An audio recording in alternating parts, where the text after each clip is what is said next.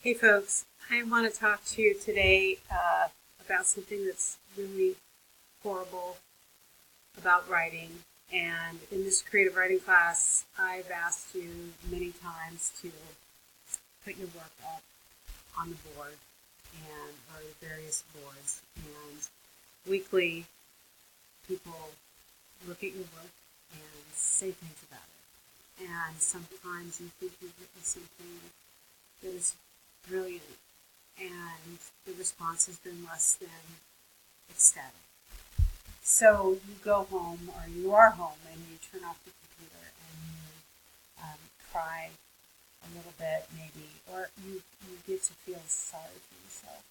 It's just a small amount, and some of you might actually drink a beer or watch something really horrible on Netflix or NBC, and then you might even say mean things about the people in you, to no one in particular, to say these things about the people in the class.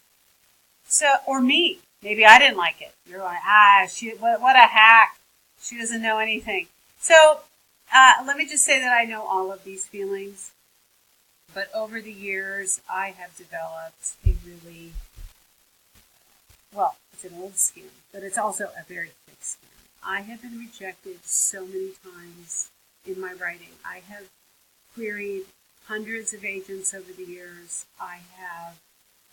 My agents have sent hundreds of proposals out about my books to hundreds of editors. And I alone have submitted stuff to editors. And all of these things have been rejected. And then something gets accepted.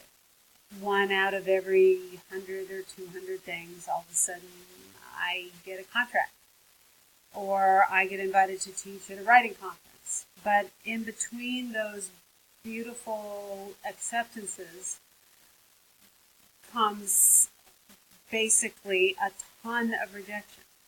So I just wanted to talk a little bit about that. I've got this handout here, and I'll move my little picture over, because I think this is the hardest part. I recently was teaching a class for UCLA Extension, and a woman really just had a comment meltdown. She complained about the way people wrote to her and spoke to her, and she just had to melt down. And I had to look at what people had said and point out to her that she found the 6 critical words in pages of accolades.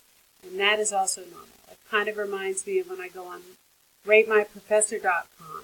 I won't see the 25 really nice comments. I'll see the one snide, snarky little gem of a turdy comment, and I will think about that for the rest of the day. So this is human nature, but I think you can develop a system where you just slough it off. And one of the ideas here in terms of doing this is to don't take it no for an answer.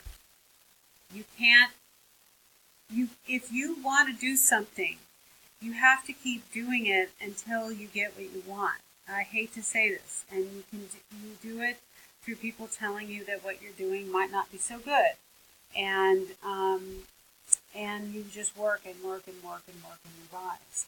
And I have never been, I in this handout that is on the board, I tell you my terrible stories about being a student, and I was basically just kind of a weird girl, and I got used to being rejected a lot as a child, and I slowly have developed that. That's become my best quality. I am very persistent, and I don't give up. Maybe I should sometimes, but I don't. And I want you to think about your writing in that way. And don't take the first rejection as an answer or as a judgment about what you are writing. So my impulse now is, if somebody says that what I'm writing is really bad, I say, really? You don't like it? Fine.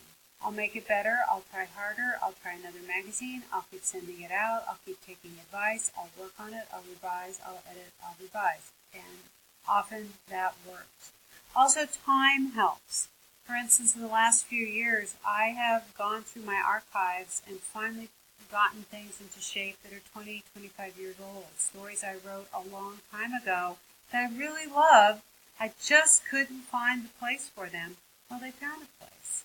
So I know you can't even imagine 25 years at this point, but someday you'll be a 55-year-old writer and you'll go, oh wow, I started writing when I was 20. And I have a lot of stuff that I can work on. I still have not dug up that the novel I wrote in high school, but I might before I die. So, I also really hate when a person in authority levels a comment that we can't process. And I want you to think that that's just one person's opinion. And this handout also talks about teachers, and sometimes teachers are really horrible in terms of commenting. And I'm sure I've hurt people's feelings along the way. But I think you as the student need to really think about how can you stand up for yourself. So the other thing is, if you don't try, nothing ever happens. If you don't move, you don't go anywhere.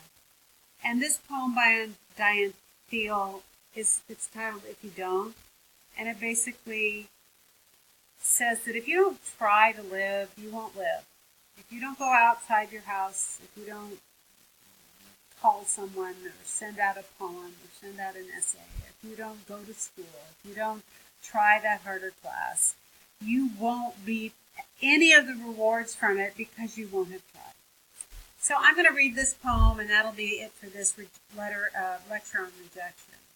Diane Thiel, If You Don't. If you don't, after a line from a Russian song. If you don't have a dog, your neighbor will not poison it. And if you don't have a home, you will not have to run from it when your father's anger shakes the walls that don't exist because you don't have a home to grow up in. Nowhere to learn that the husband you won't have will not leave you for another woman, will not walk out your door one morning because you won't have a door for anyone to leave or enter through, and you won't have a window for anyone to see you. And if you don't make plans, they will not need to be changed, like the diapers you won't change, since you won't have a child who will never change your life, whose tiny fingers you will never hold, because of how hard you never wished and planned her away so many times. And she will not grow up to hate you for everything you never did, as if you didn't have a child. And she won't learn that if you don't have a memory, the past will not devour you when you stop moving for a brief moment, long enough to let the sorrow catch the joy you never feel because you don't want to feel the sorrow, its companion. And if you don't feel, there will be nothing left to heal. So send it out. Do it.